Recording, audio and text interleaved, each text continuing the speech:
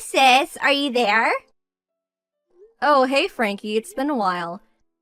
I have a little favor to ask you. What's up? I'm gonna be going home this evening. Would you mind driving over to my mom and dad's place to help me unpack? You're going home? Help you unpack? Me and my husband got a divorce, so I'll be coming home to stay with my mom and dad. You did what? Where'd this come from all of a sudden? I had to read that twice. I almost just spat my coffee out. Frankie, what the hell happened? Are you okay? You were barely married. What, 6 months? Did you tell your parents yet? Yeah, I just messaged them. Wow, I can't believe it. This is too sudden, Frankie. Him and his family told me to never go anywhere near them again, so I left. There's no going back now. Me and him are dead in the water. All I can do is go back to live with mom and dad, at least for now. So that's why my lovely favorite stepsister in the whole wide world. I need you to sort out a space for me to sleep there tonight. If you could just get me some pillows, a duvet. Oh, and don't forget the mattress. That would be great. Just be careful on the way home, okay?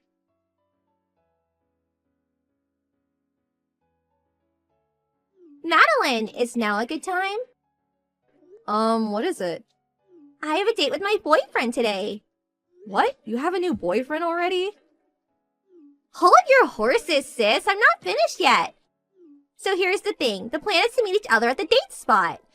So I need you to take me out to the shopping mall in A-Town in your car. You want me to drive you there? Isn't that mall at least an hour away from here? It'd take me 2 hours there and back. I'm super busy today, so I'm really sorry, but that's not going to be possible. LOL. Now I've heard it all. A neat, busy. You should become a comedian, sis. You're cracking me up here, LOL. Listen, Frankie. I don't know where you got this idea that I'm a neat from, but I can assure you I'm not. What? How many times do I have to explain it to you? I've been working from home ever since my company introduced a remote working system. Who are you trying to fool? Like, I'm gonna believe that.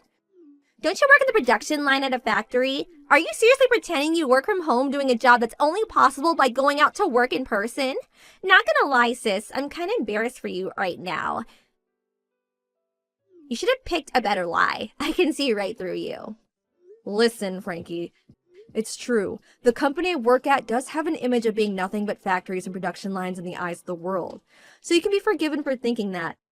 But I don't work in a production department. The work my department does is done on computers from start to finish, so it's entirely possible to do from home. Fine, I get it. Computers, yada yada, remote work, yada yada. That actually sounds like the kind of thing my boyfriend does. He works in an IT company though, and you don't. You don't have to work in an IT company to do remote work. It's becoming really common these days across basically every industry. Basically, Maddie, what you really mean is, you're a neat, but you're so ashamed to admit it, you came up with some silly story full of holes to try and look cool, LOL. What? I hear it's really common for neats to pretend they have jobs, you know. Apparently it's what they call a psychological coping tool. Tragic, really. Ugh, I told you already, I'm not a neat. Anyway, can we stop wasting time on idle chit-chat now? It's boring. Hurry up and pick me in your car. Not happening. Why? Because I have work today. Huh? You're a neat, but you have work? That's a contradiction in terms, you silly Billy. Ugh, quit messing around, will you? I have to go soon.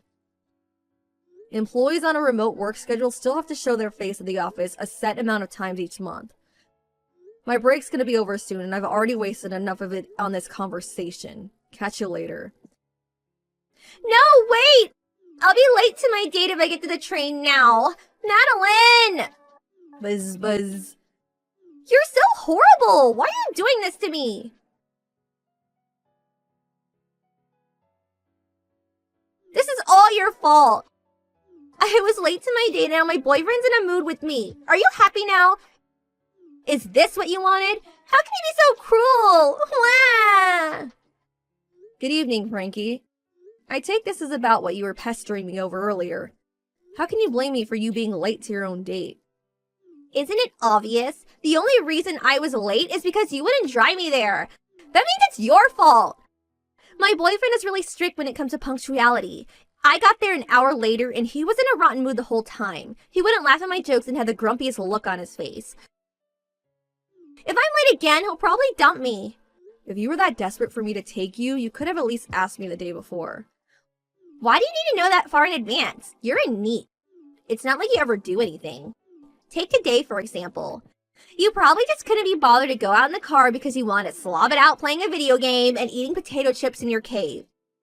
So you came up with some far-fetched lie about having to go into the office despite supposedly doing a remote work job. I can see right through you.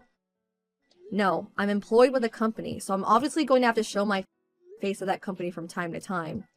You're in the house 24/7. You're practically a part of the furniture. Since when do you ever go out to work? I explained to you very clearly that I don't work remotely 100% of the time, and that I do in fact have to clock in at the office a few times a month.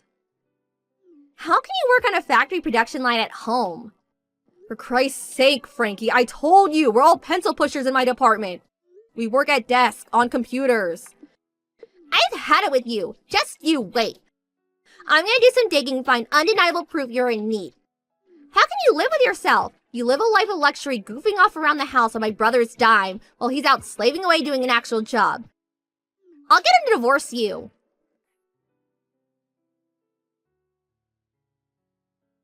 Frankie! Oh look, it's my pitiful need of a sister-in-law. Get back here right now. N-O. Know what that spells? LOL. I'm on apology date right now because someone made me late for my last one. There's no way I'm letting you mess things up for me again. Actually, there's a chance I won't be coming home tonight if you catch my drift. You've been messing with my computer, haven't you? Oh, what's this? Sorry, I don't know what you mean. I saw you letting yourself into my room with my mom and dad's spare key. Huh? I have security cameras set up in my study. I saw you plain as day sneaking in and doing something on my computer. Are you really going to carry on playing innocent? Stop screwing me around, Frankie. This isn't a joke. Wow, I got found out a whole lot sooner than I expected. You're pretty smart for a NEET. You admit it then? Fine, whatever. It was me. I found a folder named Work, so I deleted it. Whoops, LOL. Do you have any idea what was inside that folder? It was password protected, so I couldn't see inside, but I'm guessing it just had tons of games in. You probably just called it Work as a disguise so you could feel important. Hey, at least you won't be able to waste any more time goofing around the computer now. You should be thanking me. Serves you right, LOL. That computer is for work use only. It was given to me by that company. Huh? That work folder that for some strange reason you think was full of games was full of proposals and reference materials I put together. Huh? Proposals? Reference materials? I told you, my company might have image of being nothing but factories and production lines in the eyes of the world. But to create products at a factory, there's also a need of departments to come up with those products in the first place. My department is responsible for the planning and design of new products. And since that's basically nothing but desk work, we work on a remote work basis most of the time. Do you understand now? What the hell? Anyway, the point is, you deleted all of my highly sensitive, highly important work data. Data that technically wasn't even mine, but belonged to my company. But... Obviously, I can't let you get away with that. So I have no choice but to report what you've done to your parents. What? No, wait! The funny thing is, Frankie, they told me all about you. Turns out the reason for your divorce was due to the $25,000 of debt you're in because of your frivolous spending on things you can't afford. What's worse, you're still not working, are you? Well, So the whole time you were calling me a NEET, you were the real NEET all along. A debt-ridden NEET at that. I really was shocked. For some reason, I had this image as you, in spite of your quirks, as more or less having your life together. I couldn't have been more wrong. LOL. Shut up! Oh yeah, that reminds me. Your mom and dad told me to pass on a message to you. Shopping needs who go around causing trouble for others are not welcome in our house. Get your things together and get the hell out. That's the message. Bye! Oh my god!